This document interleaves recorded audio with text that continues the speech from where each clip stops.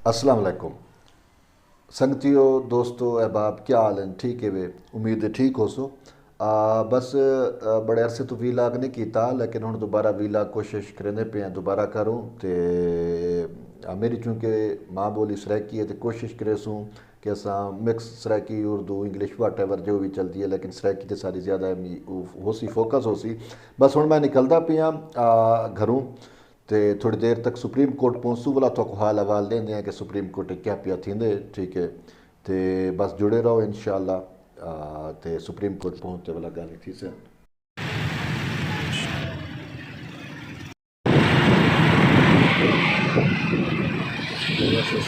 ये supreme court पहुँचने वाले हैं तकरीबन रस्ते है।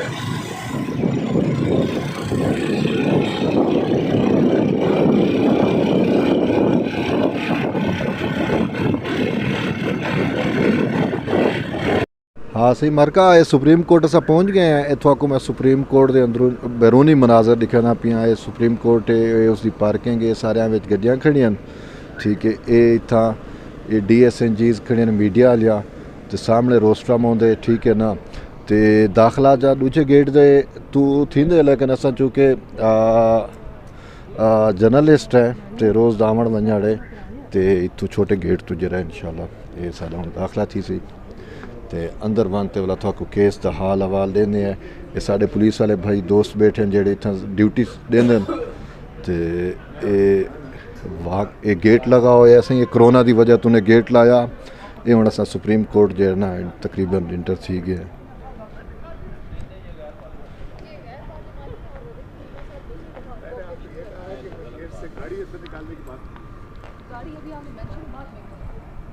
ये लेकिन असें इतना मीडिया वाले खड़े होंगे तो ये इतना इन्हें कैमरा खड़े होंगे। अगर सुप्रीम कोर्ट के बाहर कोई टाक थी है तो ये रोस्ट्रा में इतना आते सारे टाक करें।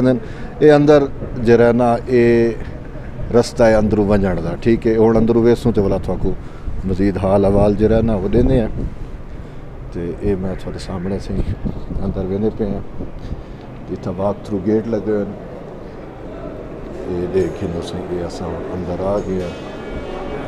ये इनसे सुप्रीम कोर्ट के अंदरूनी मनाजिर हैं तो ये बुक शॉप है ये पाकिस्तान पोस्ट ऑफिस है अगर उसको कोई रजिस्ट्री वगैरह करनी हो।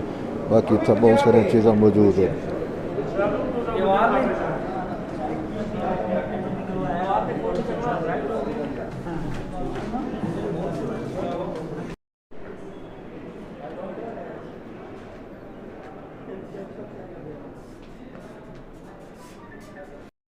जी मार्का मैं टाइम मौजूद हाँ सुप्रीम कोर्ट के बाहर पिछू तो सड़े दे पे इशारा दस्तूर गुजरती पई है और मेरे सामने जो है वो सुप्रीम कोर्ट मौजूद है। अज सुप्रीम कोर्ट के अंदर कोई ख़ास केस तो कहना कि मैं थोड़ा उन्होंने रुदात दसा थोड़ा हाल हवाल दसा कि उन केसेस क्या थे। अज जरा एक केस थे सब तो अहम केस जरा वो नूर मुकदम दे कतल आला केस आ जिंदे विच नूर मुकदम के कातिल जड़ा है जहर जाफिर उनके वालदैन की जमानत का केस आ तो जस्टिस सुमरता बंदयाल की सरबराही दे त्रै रुकनी बेंच ने उन केस की समात की है और जहर जाफिर की जी वालदा है उन्हें क्या ना अपना असमत बीबी या असमत आदम जी भी को आदन उनकी जमानत जी है वो ह्यूमैनिटेरियन बेसिस के उत्ते और दूजा कि कोई खतून होने की वजह तो कोई एज मिल गए तो उनकी जमानत अदालत ने मंजूर कर दी है 2 लाख के अदालती मुजलके के एवज जबकि जो उनका वालिद है जाकिर जाफिर दी हाली जमानत उन्हें मंजूर नहीं थी सकी। उन्हें दरखास्त वापस गिन की दी है जी वजह तो मामला जो सुप्रीम कोर्ट तो डिस्पोज ऑफ थी गई यानी सुप्रीम कोर्ट ने मुकदमा निपटा दिते वो दोबारा हाई कोर्ट वैसन अपील करेसन वाट एवर हाई कोर्ट क्या करेंदी है। लेकिन मैं थोड़ा दसना चाहता कि नूर मुकदम कौन है तुसा शायद बहुत ज़्यादा डिठा हो सी और मीडिया उत्ते भी डिठा आई सुनिया आई।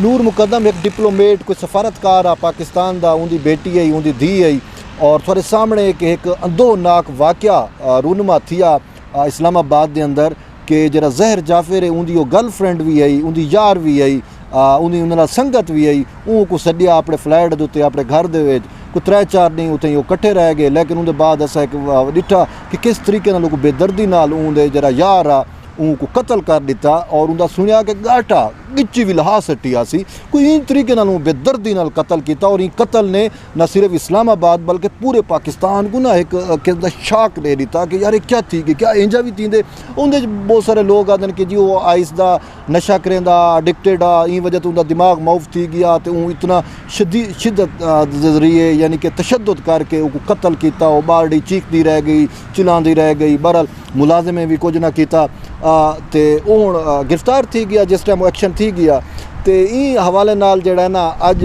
उनके जोड़े वालिदान उन्हें को भी अदालत ने पुलिस ने गिरफ्तार किया और उन पुलिस का यह है कि वालदैन भी इस कतल की अंदोनाक वारदात के अंदर मुलविस हैं तो चूँकि वालदैन का जमानत का केस आ तो मेरे नाल सुप्रीम कोर्ट के सीनियर रिपोर्टर जहांजेब अब्बासी मौजूद हैं जेड़े बड़े अरसे तो सुप्रीम कोर्ट करेंदे पेन और पाकिस्तान के मेन स्ट्रीम मीडिया कौमी मीडिया के नाल वाबस्ता हैं ये चूँकि अदालत के विच मौजूद हैं तो इन्हें को पुछदे हैं कि किस तरीके नाल एक केस की समात थी और क्या कुछ थिया जजिज ने क्या रिमार्क्स दिते और केड़ी बुनियाद उत्ते जड़ा ना उन्हें उनकी वालदा की ज़हर जाफर की वालदा की जमानत जी है वो अदालत ने मंजूर की अस हाल गिनते हैं अपना जहांजेब अब्बासी को जी जहांजेब दसो क्या थी केस बहुत शुक्रिया तैयब सबसे पहले तो आपने बहुत ज़बरदस्त काम शुरू किया है और सराइकी ज़ुबान जो है इसको ये एक तरह से प्रोमोट आप कर रहे हैं ये बहुत अहम इक़दाम है कि आप अपनी इलाकाई ज़ुबान में ताकि एक आपके अपने जो सराइकी बोलने वाले समझने वाले लोग हैं उनको उन तक जो है वो ये पैगाम पहुंचाया जाए। दूसरी बात अभी जब आप गुफ्तगू कर रहे थे तो आपने देखा होगा कि मैं मुस्कुरा रहा था। सराइकी ज़ुबान में कुछ ऐसे अल्फाज हैं जिनको सुन के हमें बड़ा मज़ा आता है तो इसलिए मैं एक टाइम ऐसा भी आया कि मुझे कैमरे से बाहर निकलना पड़ा। तो बहरहाल ये बहुत अहम और बहुत ज़बरदस्त काम कर रहे हैं तो मेरी आपसे ये रिक्वेस्ट होगी कि आप इस सिलसिले को जारी रखें इंशाल्लाह से जारी। अच्छा, दूसरा अब नूर मुकद्दम केस के ऊपर हम बात करते हैं तो इस केस का जो ऑर्डर है उसका अगर हम करक्स आपको बताएं अब आपके जो नाजरीन हैं उनको बताएं तो सुप्रीम कोर्ट ऑफ पाकिस्तान ने एक खातून के कत्ल के मुकदमे में एक शरीक मुलजिम को सिर्फ इस बुनियाद के ऊपर ज़मानत दे दी है कि वो भी खातून है। इस केस का ऑर्डर का क्रक्स है। सुप्रीम कोर्ट ऑफ पाकिस्तान ने सेक्शन 497 की ज़ेली शिक 1 है यानी प्रोवाइज़ो 1 है उसके तहत जो मरकज़ी मुलज़िम है उसकी वालदा को ज़मानत के ऊपर रिहा किया है। अब ये जो मुतलका सेक्शन है 497 की सब सेक्शन 1 वो ये कहता है कि कोई भी ऐसा मुलज़िम जिसकी उम्र 16 साल से कम हो, दूसरा मुलज़िम खातून हो और तीसरा वो किसी बीमारी का शिकार हो तो वो ज़मानत का हकदार है। यानी हम यूँ कह सकते हैं कि इंसानी बुनियादों के ऊपर उसको ज़मानत दी गई है। ये अलग बात है कि जो जिसका कत्ल हुआ वो भी एक खातून थी। अच्छा, दूसरा इस ऑर्डर में ये हुआ कि जो मरकज़ी मुलज़िम के वालिदैन के वकील थे उन्होंने सुप्रीम कोर्ट ऑफ पाकिस्तान से ये इस्तदा की कि इस केस के जो ट्रायल को मुकम्मल करने की डेडलाइन दी गई है इस्लामाबाद हाई कोर्ट की तरफ से वो 2 माह है तो 2 माह बहुत कम वक्त है, इसकी डेडलाइन को बढ़ाकर 6 माह कर दिया जाए।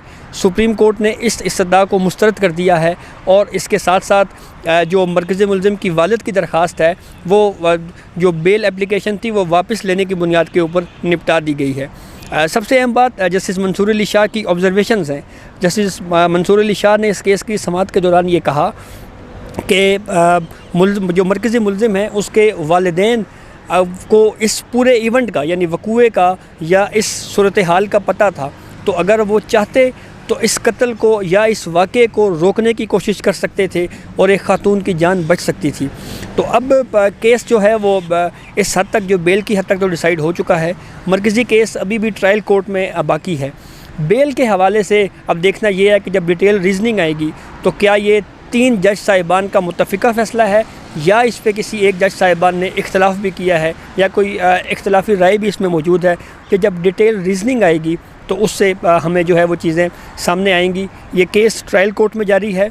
ट्रायल कोर्ट में जब ये केस कंक्लूड होगा तो फिर ट्रायल कोर्ट ये फ़ैसला करेगी कि क्या मरकज़ी मुलज़िम ज़ाहिर ज़ाकिर जाफ़र ही जो है उन्होंने ही नूर मुकद्दम को कत्ल किया है और जो दीगर शरीक मुलज़मान हैं उसका इस पूरे वक़ूए में क्या किरदार था और वो किस तरह से वो इस पूरे वक़ूए में जो है वो शरीक थे और उन्होंने इस कत्ल की वारदात में उसको सपोर्ट किया या शराकत दारी की।